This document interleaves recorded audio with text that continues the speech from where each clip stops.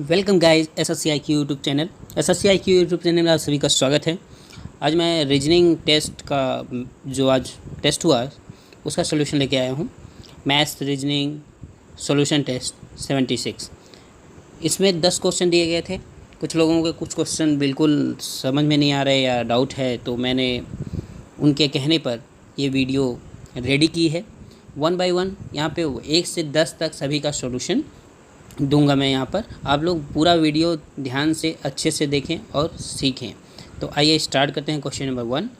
Question number 1 में है, what is the compound interest on 2500 for 2 years at the rate of interest 4% पर annual.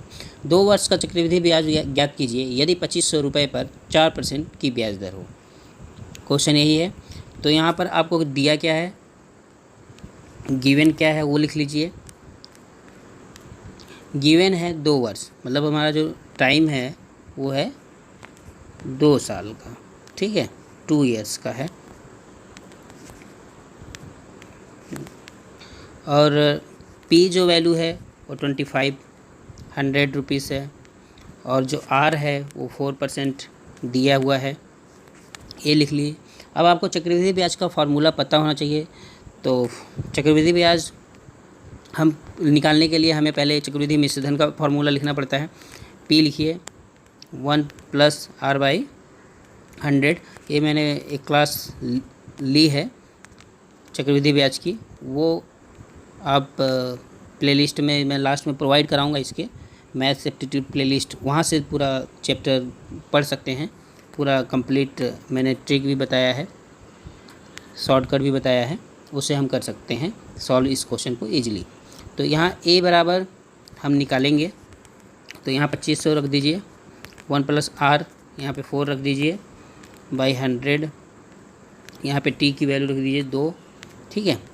अब इसको solve करेंगे जब हम, तो 2500 इंटू 1/25 हो जाएगा, ये 26, शॉर्ट में लिख दे रहा हूँ एक लाइन, 26/25, यहाँ पे 26/25 यहाँ पे भी होगा, ठीक है, ये हो जाएगा। क्योंकि भाई अब 4/100 है, इसको आप काटेंगे तो 4 एकम 4 और 25 चौका 100 होता है, तो 1/25 आएगा। तो एलसीएम लेंगे 25 से 26 हो जाएगा, 26/25 आएगा।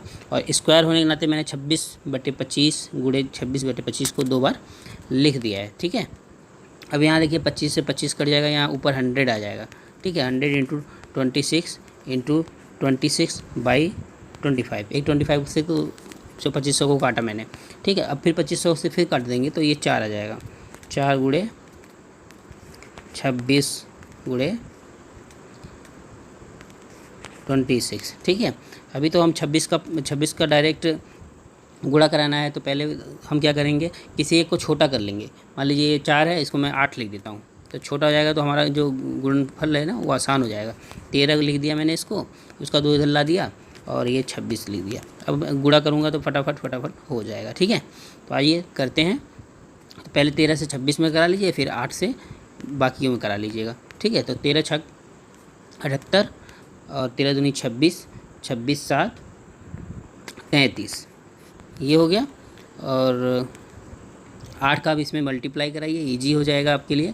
तो 8 × 8 = 64, 8 × 3 = 24, तो 64 का 4 हो जाएगा यहाँ, और 6 8 × 3 = 24, 36, यहाँ 0 ले लेंगे, 8 × 3 = 24, 3 27, तो ये 2704 रुपये आ गया। ये क्या है जानते हैं, चक्रवृद्धि मिश्र धन है, मतलब इसमें ब्याज जुड़ा हुआ है ऑलरेडी, किसके साथ, मूलधन के साथ। तो हमें जब चक्रवृद्धि ब्याज निकालना है CI, तो उसके लिए हमें क्या करना होगा, मिश्र धन में से मूलधन को घटाना होता है, ठीक है। तो यहाँ पे 2704 रुपये आया, माइनस 2500 कर देंगे तो आ जाएगा 204 रुपये, ठीक है। यही आंसर हो जाएगा। आइए नेक्स्ट क्वेश्चन देखते हैं, क्वेश्चन नंबर 2। क्वेश्चन नंबर 2 आपकी स्क्रीन पे है। A mother is twice as old as her son. If 20 years ago the age of the mother was 10 times the age of the son, what is the present age of the mother? एक माता की उम्र उसके पुत्र की उम्र की दोगुनी है। 20 वर्ष उसके माता की उम्र उसके पुत्र की उम्र की 10 गुनी थी, तो वर्तमान में माता की उम्र कितनी है। तो मान लीजिए, माना माँ की उम्र एक्स है, ठीक है, जैसा कि हम जनरली मानते हैं एक्स को, वही हम मान ले रहे हैं। माँ की उम्र एक्स है। अब पहला कंडीशन क्या दे रहा है, एक माता की उम्र उसके पुत्र की दुगनी है, ठीक है। अभी प्रेजेंट टाइम में जब एक्स माना आपने, तो ये जो एक्स है वो दोगुनी है किसकी, पुत्र की। अगर पुत्र की 1 होगी तो माता की 2 होगी। तो हम क्या करें, प्रेजेंट टाइम में 2x मान लीजिए, थोड़ा सा इजी हो जाएगा, ठीक है। माना माँ की उम्र 2x है, तो पुत्र की क्या हो जाएगी, पुत्र की उम्र x हो जाएगी, क्योंकि भाई जो माँ की उम्र है वो दुगनी है, तो ये x हो जाएगी। वैसे x/2 हो जाती है अगर x मानता मैं, लेकिन इजी हो जाए थोड़ा सा कैलकुलेशन, इसलिए 2x उसको कर दिया, x इसको कर दिया, ठीक है। ऐसे कोई फ़र्क नहीं पड़ता, रिलेशन और संबंध जो है सेम होने चाहिए, ठीक है। आइए, 20 वर्ष पूर्व उसकी माता की उम्र, 20 वर्ष पूर्व उसके माता की उम्र, तो 2x लिखिए, ठीक है। जो पहला जो दूसरा कंडीशन है, 2x माता की उम्र हो गई। उसके बाद 20 वर्ष पूर्व, 20 वर्ष पहले मतलब 20 वर्ष घटा देंगे आप, ठीक है। उसके बाद क्या कहता है वो लिखिए, उसके पुत्र की उम्र की 10 गुनी थे, तो उसके पुत्र की उम्र की, तो उसका पुत्र का उम्र कितना है, x का 10 गुना था। लेकिन इसमें भी x में भी भाई 20 घटेगा, क्योंकि भाई 20 वर्ष पहले की बात हो रही है, तो 20 वर्ष पहले तो पुत्र की उम्र x-20 थी। अब इसका ये 10 गुना था, कौन, माता की उम्र। तो माता की उम्र जब 10 गुनी थी, तो उसको बैलेंस करने के लिए हम क्या करेंगे, पुत्र के उम्र में 10 का गुणा कर देंगे। इसमें मैं लिख देता हूँ गुणे 10 इस साइड में। अब ये इक्वेशन बैलेंस हो गया। अब इसको सॉल्व कीजिए और देखिए क्या होता है। तो यहाँ पे 10x आया, -200 आया। अब उधर से पक्षांतर कर लेंगे तो 8x हो जाएगा, बराबर यहाँ पर 180 आ जाएगा, ठीक है। क्योंकि भाई ये 10x इधर जाएगा तो -8x आता, और ये -20 उधर +20 बन के जाए तो -180 आता, तो माइनस कट जाता, तो 8x बराबर 180 आ जाता। तो मैंने डायरेक्ट लिख दिया एक लाइन, तो आप उससे ज़्यादा कन्फ्यूज मत होइएगा, ठीक है। अब बाकी आप भी करोगे तो आपको समझ में आ जाएगा। सेल्फ जब तक आप सॉल्व नहीं करेंगे तब तक आपको आइडिया नहीं आएगा, इसलिए कॉपी पेन जरूर लेके बैठिए। जब मैं पढ़ाता हूँ या जब सिखाता हूँ या जब क्लास लेता हूँ या जो सॉल्यूशन देता हूँ, तो आप कॉपी पे भी नोट करते जाइए, तो आपको थोड़ा सा ज़्यादा ही क्लियर होगा हर चीज़, और याद भी हो जाएगी कैसे सॉल्यूशन करना है, सीख लोगे। तो 8 से इसको काटेंगे तो कितना आएगा, तो काटेंगे इसको 45/2 हो जाएगा, ठीक है। 4 से काट दीजिए 180 को, और 4 से काट दीजिए इसको, तो ये आ गया 22.5, ठीक है। तो ये तो हो गई पुत्र की आयु। लेकिन माना हमने माँ की आयु क्या मान रखी है, 2x, तो माता की आयु जो हो जाएगी, या माँ की आयु जो हो जाएगी, माँ की उम्र बराबर 2x बराबर 2 गुणे 2 गुना 22.5 लिख दीजिए, हो गया 45 ईयर्स, ठीक है। यही डी ऑप्शन आंसर है। आइए नेक्स्ट क्वेश्चन देखते हैं। क्वेश्चन नंबर 3 आपकी स्क्रीन पे है। If January 1, 1996 was Monday, what day of the week was January 1, 1997? 1 जनवरी 1996 को सोमवार था, 1 जनवरी 1997 को कौन सा दिन होगा, यही क्वेश्चन है। तो ऐसे क्वेश्चन में क्या करना है, हमें क्या क्या दिया हुआ है वो लिखिए। 1 जनवरी 1996 कौन सा दिन, मंडे था, ठीक है। अब पूछ रहा है 1 जनवरी 1997 कौन सा दिन होगा। तो हम देखते हैं पहले 1996 को, लीप ईयर है क्या, ये 4 से कट जाएगा तो लीप ईयर हो जाएगा, ठीक है। तो ये 4 से आप डिवाइड करके देख लो, 4 से डिवाइड करके हम देखेंगे कि कट रहा है क्या। तो लास्ट के 2 डिजिट हैं उसको काट लो आप, पूरे को काटने की ज़रूरत नहीं है, सिर्फ 96 को काट लो, तो 24 चौका 96 होता है, ठीक है। तो इसका मतलब ये कट जा रहा है, इसलिए ये लीप ईयर है। जब लीप ईयर होता है, लीप ईयर होता है तो उसके जो नेक्स्ट ईयर होता है उसमें 2 ऑड जुड़ते हैं, मतलब दो दिन वो आगे बढ़ जाता है। सेम डेट 2 दिन आगे बढ़ जाता है, ठीक है। अब जैसे मंडे था तो मंडे के 2 दिन आगे कौन सा होगा, एक तो ट्यूसडे होगा, ठीक है, एक ट्यूसडे हो जाएगा, दूसरा क्या होगा उसके बाद वेडनेसडे, ठीक है। तो जो दिन होगा 1 जनवरी 1997 को कौन सा वार होगा, वेडनेसडे, ठीक है, आपको क्लियर हो गया होगा। अगर सिंपल होता, जैसे मान लीजिए लीप ईयर ना होता, तो सिर्फ एक दिन आगे बढ़ता, जैसे मंडे था तो ये ट्यूसडे हो जाता। अभी जैसे 97 में वेडनेसडे है ना, तो जब 98 आएगा वो तो 4 से कटेगा नहीं पूरा। तो 1 जनवरी अगर हम 1998 की बात करें तो 1 जनवरी 1998 को कौन सा दिन होगा, इसमें सिर्फ एक दिन जुड़ जाएगा तो थर्सडे हो जाएगा। ठीक है, आपको क्लियर हो गया होगा ये कि क्या मैं कह रहा हूँ। आई होप आगे जैसे इस तरह के सेम क्वेश्चन, सेम डेट लेकिन होनी चाहिए, कंडीशन यही है, सेम डेट के लिए पूछ रहा है तो ऐसे होता है। ठीक है, आइए नेक्स्ट क्वेश्चन देखते हैं। Question number 4, the speed of A boat in still water is 5 km/h if the speed of the boat against the stream is 3 km/h, what is the speed of the stream. शांत जल में नाव की चाल 5 km/h है, नाव की चाल धारा के विपरीत 3 km/h है, तो धारा की चाल बताइए। क्वेश्चन मैथ्स का है और हमारे डेली रूटीन में अगर हम इमेजिन करें, अगर हम सोचें इसके बारे में तो भी हम इसको आसानी से बिना कैलकुलेशन दिमाग से ही सॉल्व कर सकते हैं।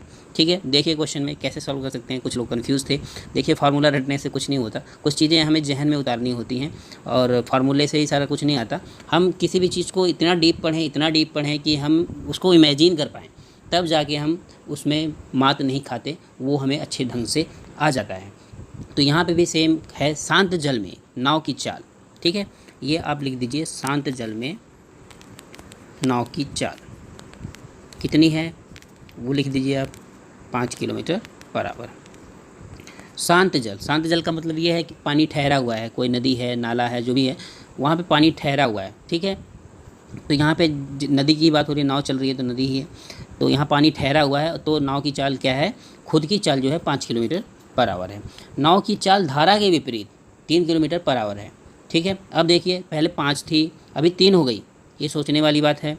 कितनी कम हो गई, 2 कम हो गई। किसकी वजह से कम हो गई, वो धारा की विपरीत जा रही है नाव, इसलिए 2 कम हो गई। इसका मतलब क्या है कि जब शांत था तो 5 किलोमीटर आराम से चल रहा था नाव। ठीक है, अब जब नाव की चाल धारा के विपरीत होती है, मतलब जब नाव जो है धारा के विपरीत उल्टे साइड में खींची जाती है, तो क्या होता है, 3 किलोमीटर हो जाती है। तो इसका मतलब क्या है, 2 किलोमीटर किसकी वजह से कम हो गई, धारा की वजह से। तो धारा की चाल सिंपल ही 2 किलोमीटर होगी। क्लियर आपको, देखिए तो यही मैंने लिखा है, शांत जल में नाव की चाल 5 km/h। अब नाव की चाल धारा के विपरीत, नाव की चाल धारा के विपरीत कितनी है, 3 km/h। अब इसमें क्या है ना, ये जो नाव की चाल धारा के विपरीत है, इसमें क्या है, ये 3 में आपका जो नाव की धारा की चाल है वो इसमें माइनस कर दिया है, जो शांत जल में नाव की चाल है उससे इसको माइनस कर दिया है। तो जनरली सिंपली अगर हम कहें तो धारा की चाल बराबर, अगर हम शांत में से इसको हम घटा दें तो हमें मिल जाएगी 2 km/h। यही हो जाएगा। मैंने ऑप्शन में बी और डी रॉन्ग टाइप नहीं हो पाया सही से, इसलिए ऑप्शन में है नहीं, उसके लिए सॉरी।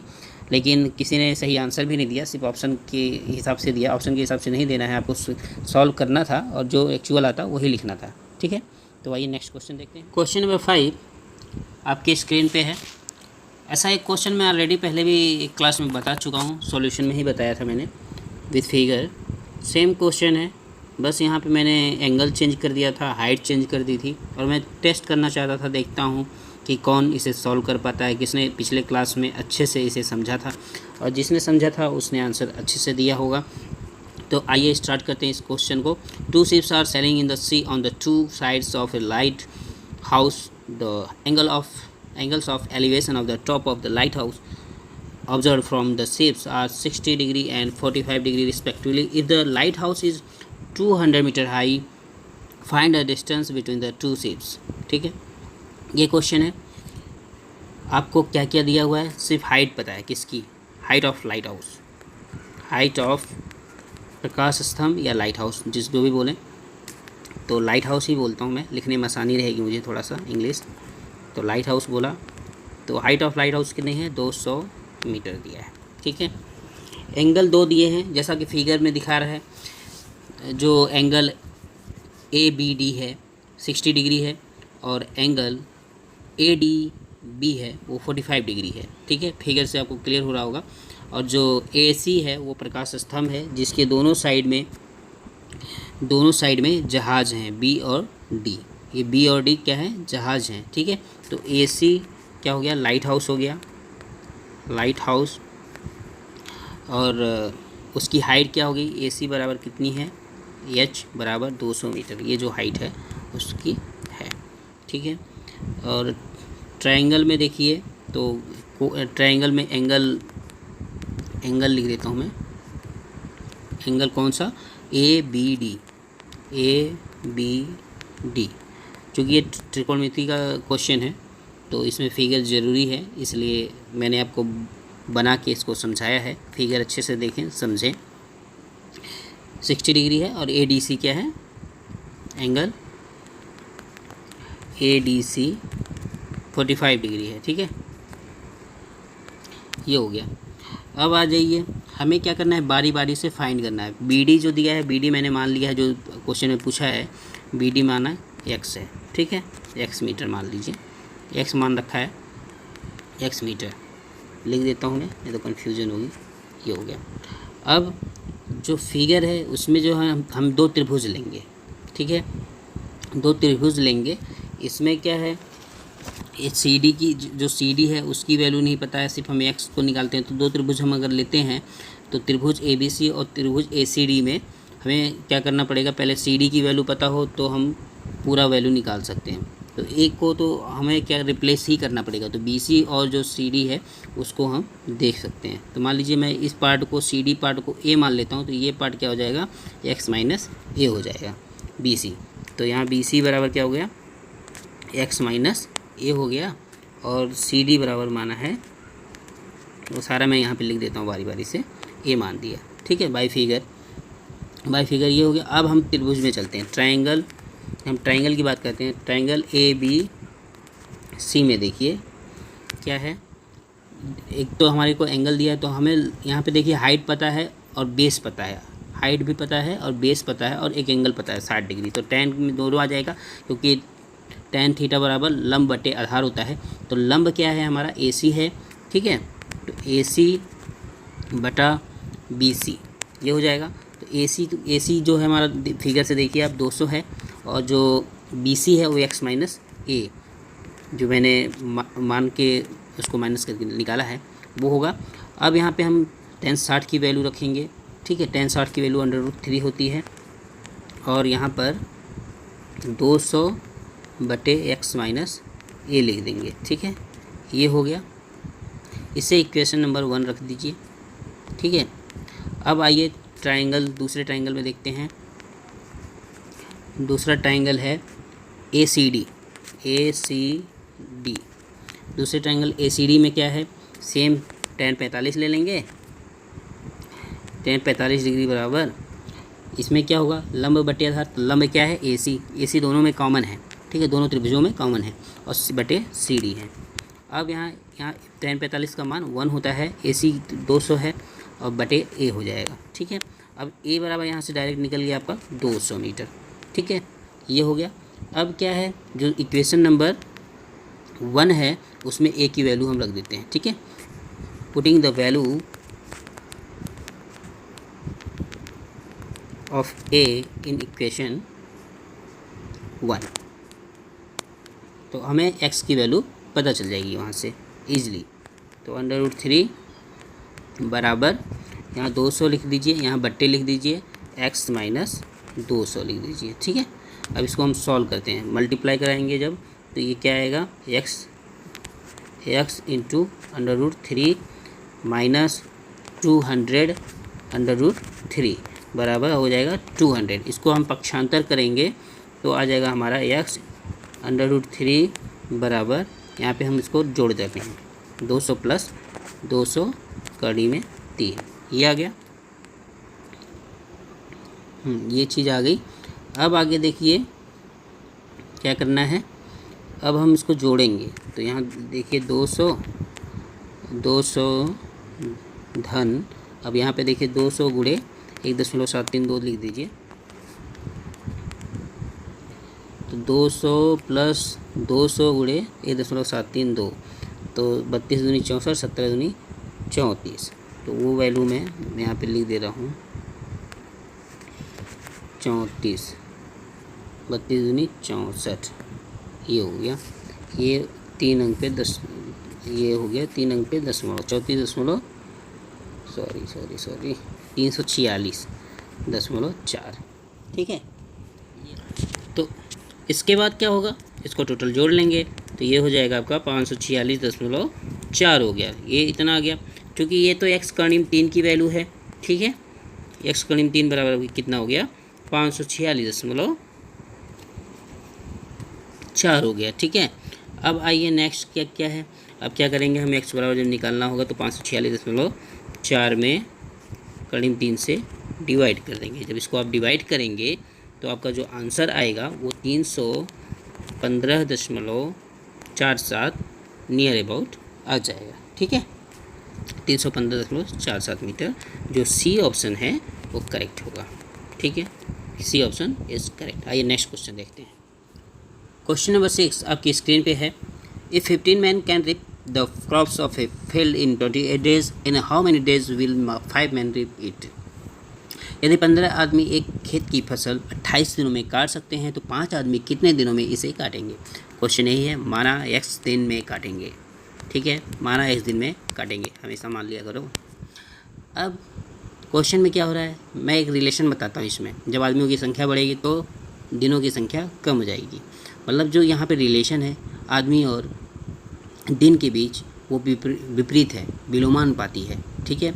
तो ऐसे केस में मैं आपको 2 मेथड बताता हूँ, तरीके बताता हूँ। ये 8वीं में भी क्वेश्चन पढ़ाया जाता था, किताब में मैंने पढ़ा था, बहुत इजी रहता था। हमारे गुरुजी पढ़ाते थे कि भाई रिलेशन क्या है। अगर दोनों एक ही तरह के रिलेशन हैं तो बिल्कुल डायरेक्ट लगा दो, और अगर अपोजिट रिलेशन है तो उल्टा लगा दो।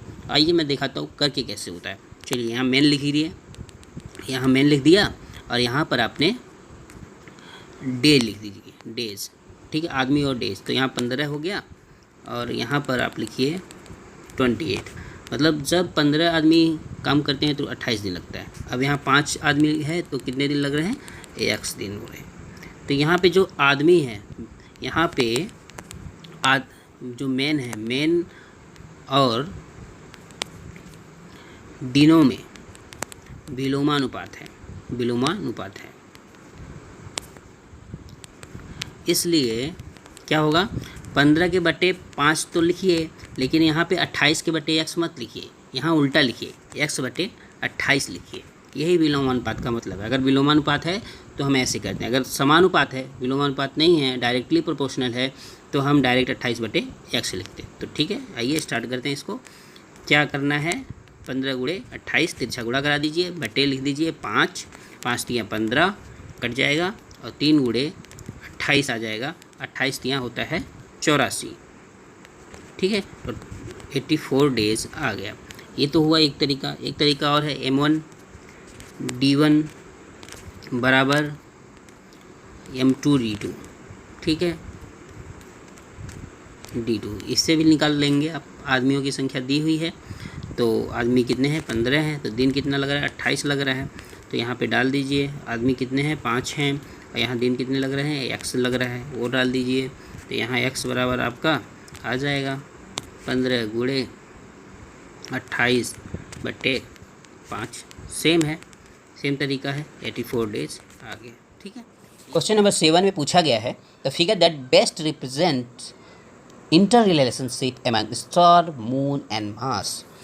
इसमें पूछा गया है कि जो स्टार है तारा, मून मीन्स चंद्रमा, एंड मार्स मीन्स मंगल ग्रह, ठीक है, इन तीनों में आपस में क्या रिलेशन होगा। तो देखिए, स्टार की बात करें तो star is different from moon and Mars. कैसे, तो मून क्या है, एक प्लेनेट है, सॉरी सैटेलाइट है। मून सैटेलाइट हो गया, ठीक है। सैटेलाइट आप जानते हैं उपग्रह बोलते हैं हिंदी में, उपग्रह, ये उपग्रह हो गया, ठीक है। मार्स क्या है, मार्स एक प्लेनेट है, ठीक है, प्लेनेट है, ये भी बिल्कुल अलग है। तो सैटेलाइट, प्लेनेट, ये अलग अलग कैटेगरी हो गई, स्टार की अलग अलग कैटेगरी हो गई, ठीक है। तो तीनों में आपस में रिलेशन अलग अलग ही है, इसलिए बी ऑप्शन जो है इसमें देखिए, जो तीनों सर्किल हैं वो अलग अलग हैं, एक दूसरे में है नहीं, पहले वाले में है तो बड़ा सर्किल है उसके अंदर दोनों हैं, ठीक है। तीसरे वाले में है तो तीनों सर्किल इंटरट्विन्ड है, एक बीच वाला कॉमन में है, तो ऐसा नहीं है। चौथा सर्किल है तो इसमें भी सेम है। तो बी सर्किल जो है, बी वाला जो ऑप्शन है, बी वेन डायग्राम जो है, बी वेन डायग्राम करेक्ट, ये करेक्ट होगा तीनों, क्योंकि ये उन्हीं के अनुसार इनकी जो प्रॉपर्टी है वो फिट होती है, इसलिए बी ऑप्शन करेक्ट है। इसमें सिर्फ आपका नॉलेज के ऊपर ये सारे क्वेश्चन सॉल्व होते हैं। अगर आपको नॉलेज ही नहीं है साइंस का या कुछ इस तरह का जो जनरल नॉलेज टाइप का होता है वो नहीं है, तो आपको ऐसे क्वेश्चन सॉल्व नहीं होंगे। आइए क्वेश्चन नंबर 8 आपकी स्क्रीन पे है। A block is painted yellow, red, black, orange, pink and blue on its 6 sides as shown in the following 4 figures. In figure 3 which colour will be opposite to red. एक block को पीले, लाल, काले, नारंगी, गुलाबी और नीले रंग से चित्रित किया गया है, जिसमें 6 पक्ष हैं जैसा कि दिखाया गया है, 4 आकृति में दिखाया गया है। कौन सा रंग लाल के विपरीत होगा, यही पूछा है। तो अगर आप फिगर में देखें तो देखिए पहला वाला बॉक्स जो है उसमें ऑरेंज, येलो और रेड है, ठीक है। तो जो यहाँ पे तीनों फेस दिख रहे हैं ये इसमें से कोई भी रेड के अपोजिट नहीं होगा, क्योंकि रेड के साथ में दिख रहे हैं तो रेड के अपोजिट तो हो ही नहीं सकते ना। जैसे ऑरेंज दिख रहा है, येलो दिख रहा है, तो ऑरेंज येलो रेड के अपोजिट नहीं होंगे। तो यहाँ पे ऑरेंज येलो ऑप्शन में है क्या, तो हाँ बी ऑप्शन जो दूसरा नंबर ऑप्शन है ऑरेंज लिखा है और येलो ऑप्शन ये गए, ये तो बिल्कुल होगा नहीं। अब बचे ब्लू और पिंक ऑप्शन। बाई ऑप्शन में जा रहा हूँ, उसमें आप देख रहे हैं तो ब्लू और पिंक में देखिए, तो यहाँ पे देखिए दूसरा जो ब्लॉक है, दूसरा जो फिगर है उसमें देखिए रेड दिया है, ऑरेंज दिया, ब्लैक। तो ब्लैक तो ऐसे ऑप्शन में है नहीं, तो दूसरा हमें देखने की ज़रूरत नहीं, ऑरेंज से हम ऑलरेडी हटा चुके हैं। तीसरे फिगर में चलते हैं, इसमें देखिए रेड दिया है, पिंक दिया है, येलो दिया है। तो रेड, पिंक, येलो, तो यहाँ सी ऑप्शन देखिए इसमें क्या है, येलो दिया है, तो येलो भी नहीं हो पाएगा क्योंकि ये तो रेड के साथ में दिख रहा है। जो अपोजिट साइड होगा वो रेड के साथ में नहीं दिखेगा, तो येलो भी गया, पिंक भी गया। तो बचा क्या, बचा ब्लू, ठीक है। तो ये चौथे ऑप्शन में ऑरेंज और ब्लैक है, तो ब्लैक तो साथ में दिख ही रहा था, और यहाँ तो चौथे ऑप्शन के हिसाब से ब्लू वाला कलेक्ट हो जाएगा, इसलिए A option is correct, A option is correct, ठीक है। ये इसमें कोई सोल्यूशन नहीं, सिर्फ अपना दिमाग लगाना है कि जो भी अपोजिट होगा वो एक साथ एक फिगर में नहीं दिखेंगे, 3 फेस, ठीक है। यही लॉजिक है इसका। आइए नेक्स्ट क्वेश्चन देखते हैं। Question number 9, find mirror image. एक इमेज आपके लिए दिया हुआ है, क्वेश्चन फिगर है, एमएन दर्पण है, क्वेश्चन में जो है एमएन दर्पण है और उसके सामने एक आकृति दी गई है, ठीक है। अब जिस तरफ दर्पण है उसी तरफ फिगर बनेगा, तो उस तरफ फिगर बनने पे कैसा दिखेगा, यही आपको इस आंसर फिगर्स में जो 4 ऑप्शन दिए हैं उससे देख के बताना है। तो सीधी सी बात, पन्ना पलट दो, मतलब इस फिगर को पूरा दूसरे पेज पे पलट दो, ठीक है। एक बार पलटेंगे तो आपको एक इमेजिन करना है कि कैसा दिखेगा, ठीक है। तो जो लेफ़्ट वाला है वो राइट में दिखेगा, यही एक फंडा है। तो लेफ़्ट वाला राइट में देखिए। पहले ऑप्शन में देखिए, पहला ऑप्शन तो बिल्कुल नहीं होगा, क्यों, बाई ऑप्शन देखते हैं तो पहले ऑप्शन में देखिए ब्लैक ब्लैक 2 है, तो ब्लैक ब्लैक फिगर में तो है नहीं, क्वेश्चन फिगर में ब्लैक है कहीं, एक ही ब्लैक है, एक तो वो किया हैचिंग किया है या लाइनिंग किया है, ठीक है, वो है। और बी ऑप्शन में जाते हैं, तो बी ऑप्शन में जाइए, देखिए क्या दिख रहा है, ये जो हैचिंग है ये थोड़ा सा ज़्यादा दिख रही है, ठीक है, उसकी वजह से भी नहीं होगा, ठीक। और जो लाइन है वो नंबर ऑफ़ लाइंस इसमें ज़्यादा है बी ऑप्शन में, तो बी ऑप्शन भी नहीं होगा। सी ऑप्शन में चलते हैं, सी ऑप्शन में देखिए लेफ़्ट का राइट है, हाँ जो लाइंस वाला था वो लेफ़्ट का राइट में है, बिल्कुल है। वाइट वाले पोर्शन भी एक दूसरे के अपोजिट हैं, बिल्कुल हैं, ठीक है। और जो ब्लैक वाला है वो इधर लेफ़्ट, जो राइट में था वो उधर लेफ़्ट में हो गया है, ठीक है। तो ये ऑप्शन सही है। बाकी डी ऑप्शन बिल्कुल नहीं सही होगा क्योंकि इसमें डबल लाइंस हैं, तो ए और डी तो बिल्कुल चले गए। बी ऑप्शन में थोड़ा सा जो लाइनिंग्स है वो ज़्यादा होने की वजह से वो गलत हो गया, तो सी ऑप्शन जो है, सी ऑप्शन करेक्ट हो जाएगा। ये माइंड गेम है, माइंड में इमेजिन करना है आपको, आप जितनी जल्दी करेंगे उतनी जल्दी ये क्वेश्चन सॉल्व हो जाता है। आइए नेक्स्ट क्वेश्चन देखते हैं। क्वेश्चन नंबर 10 आपकी स्क्रीन पे है। Find out the number of all those people who can speak Tamil and Telugu. Tamil और तेलुगु बोलने वाले कितने लोग हैं, बाई फिगर आपको वेन डायग्राम से बताना है। तो देखिए पहला सर्किल है जो तेलुगु का है, दूसरा सर्किल है तमिल का, तीसरा सर्किल है इंग्लिश का। तो पहला तेलुगु का है, पहले तेलुगु वाले में कितने लोग हैं, 35 है, 12 है, 9 है, 13 है, ठीक है। तो हमसे तो तेलुगु, तमिल और तेलुगु पूछा गया है। तो जो ऊपर वाले दो सर्किल हैं, सर्किल जो तेलुगु सर्किल है, तेलुगु सर्किल और यहाँ तमिल सर्किल लिख लीजिए। अब देखिए इसमें कॉमन सर्किल क्या है, दोनों में कॉमन सर्किल एरिया में कौन कौन से डिजिट हैं वो बताओ मेरे को। इसमें देखिए 12 है, ठीक है, और 9 है। जो कॉमन सर्किल हैं तेलुगु और तमिल की, उसमें 12 और 9 जो हैं दोनों में